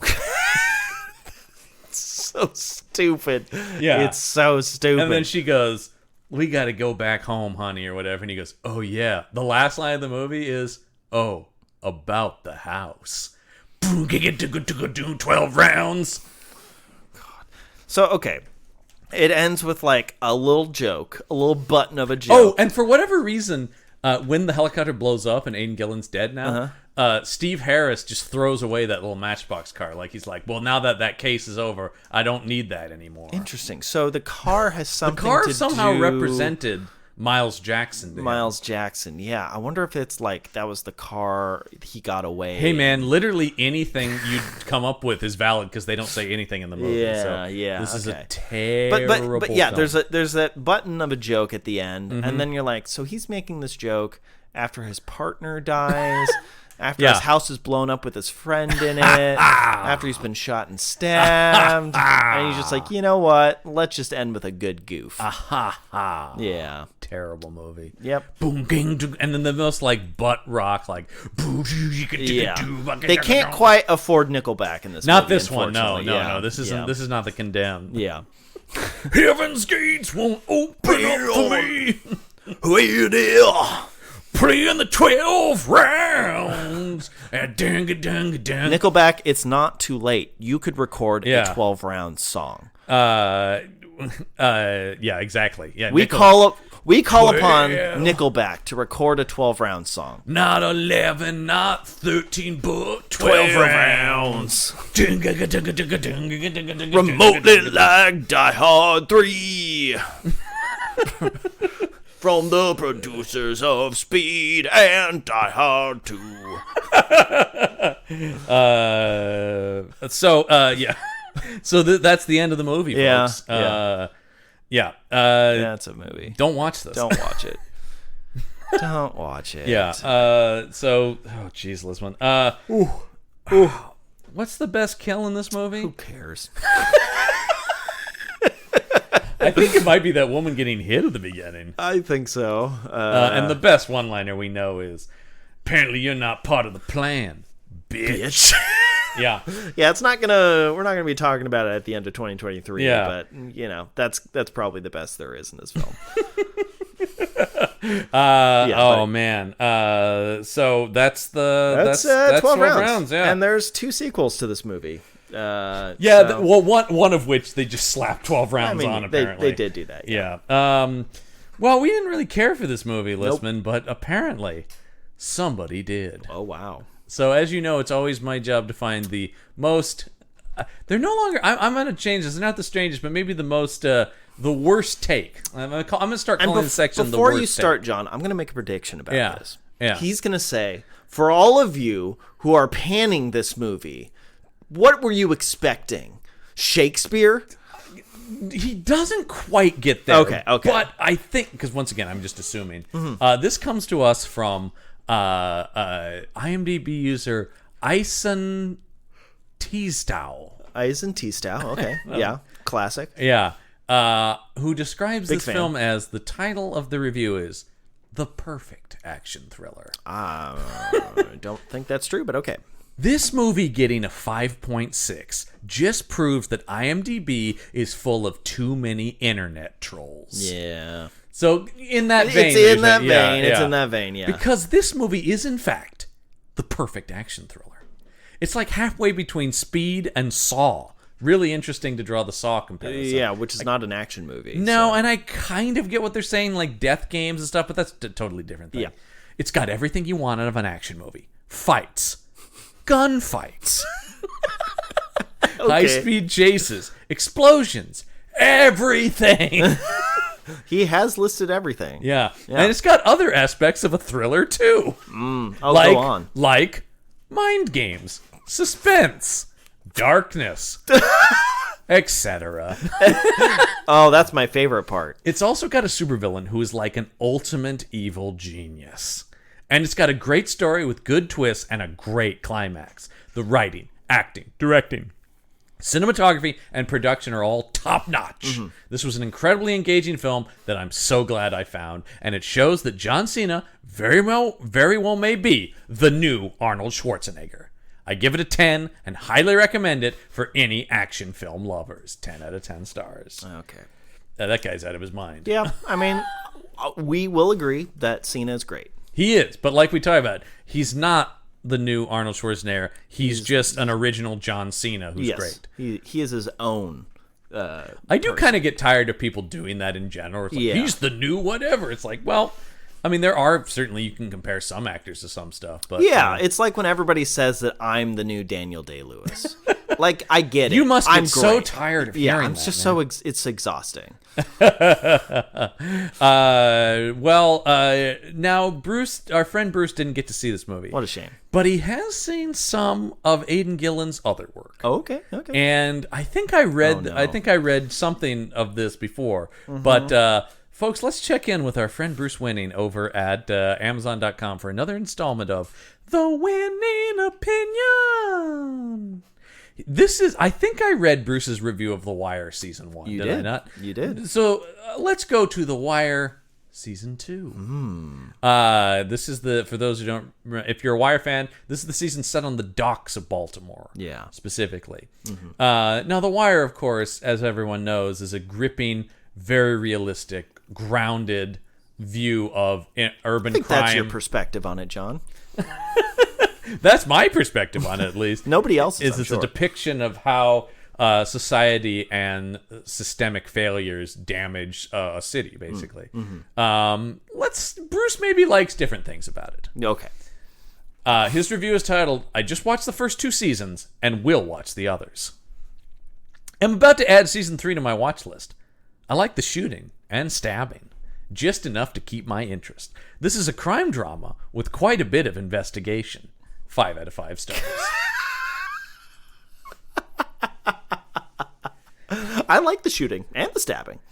I mean, but like, once again, it's not an action show. There is shooting and stabbing, but in a very realistic way that is dealing with murder. Yeah. That's often devastating and awful and ugly. Yeah. There's a lot of horrible deaths and characters you like dying according to Bruce. unceremoniously on that show. Yeah. Because that's the world of that show. Yeah. No, Bruce is just like, yeah, they shot their guns. Yeah.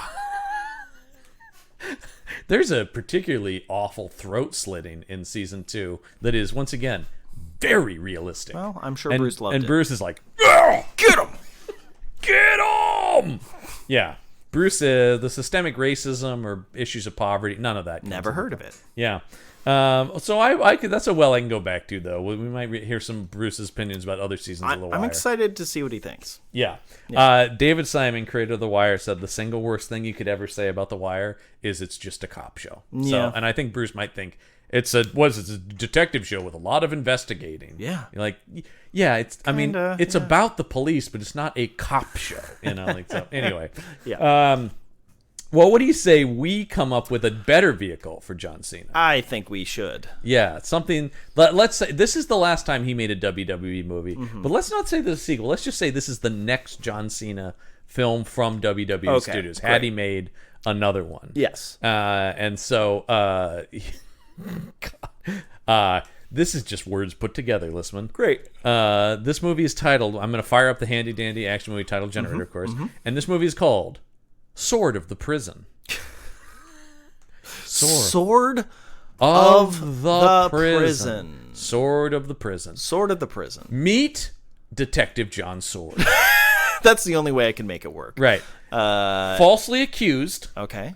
Right. So he Of is a crime he didn't commit. Right. He is the sword. He's the sword of the prison. Yes. That is part of the plot here. Mm-hmm. So that right. So he is falsely accused. Yes. But what is his so he's trying to prove his innocence while being in jail? He's trying to prove his innocence. I think it's a twofold. Okay. He's trying to prove his innocence with his partner on the outside. Okay, great. While also trying to survive all the people trying to kill him in prison. Right, that because makes maybe there's been a hit put out on him in the prison, Yeah. so that the real bad guys, he can never prove his innocence because he'll be dead in the inside. Exactly. Yeah. And his only choice is to seek the help of the man he put inside prison. Ooh. Gang boss Eric Roberts. Gang boss Eric Roberts, whose last name is Shield.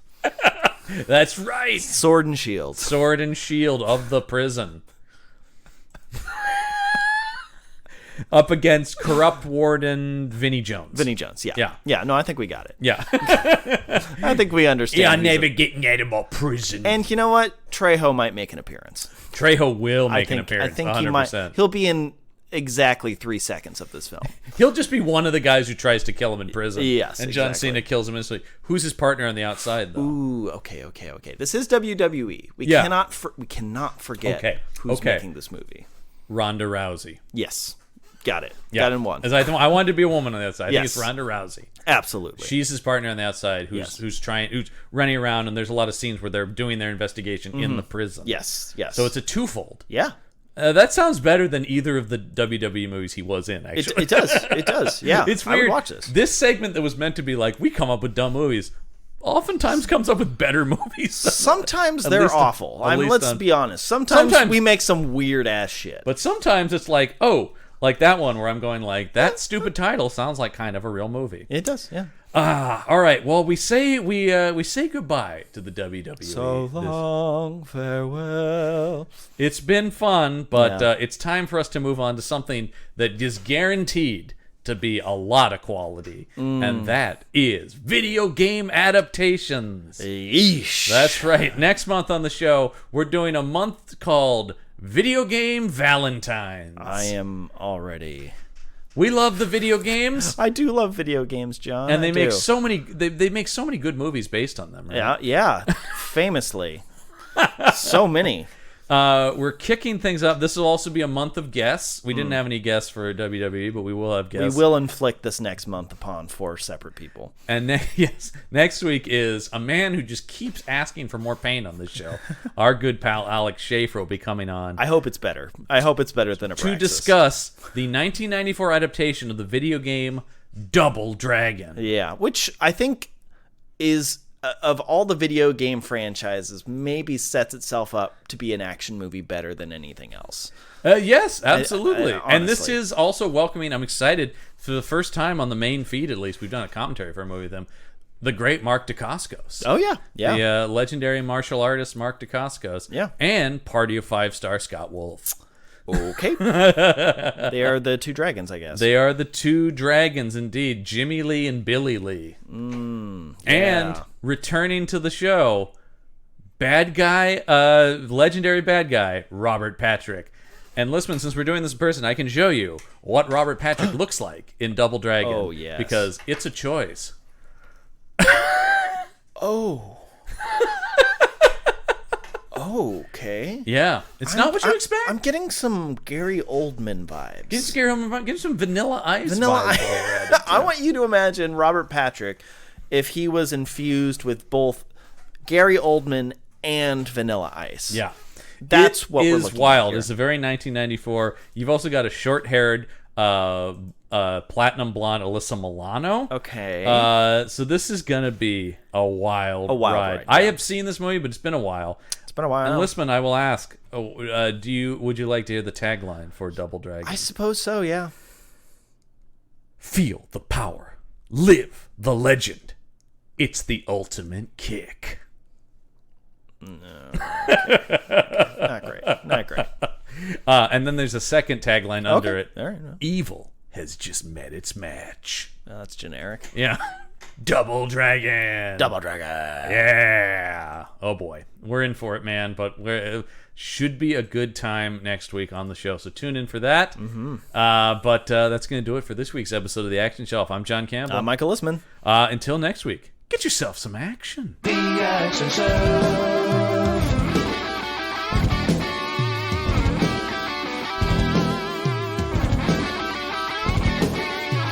The Action Show.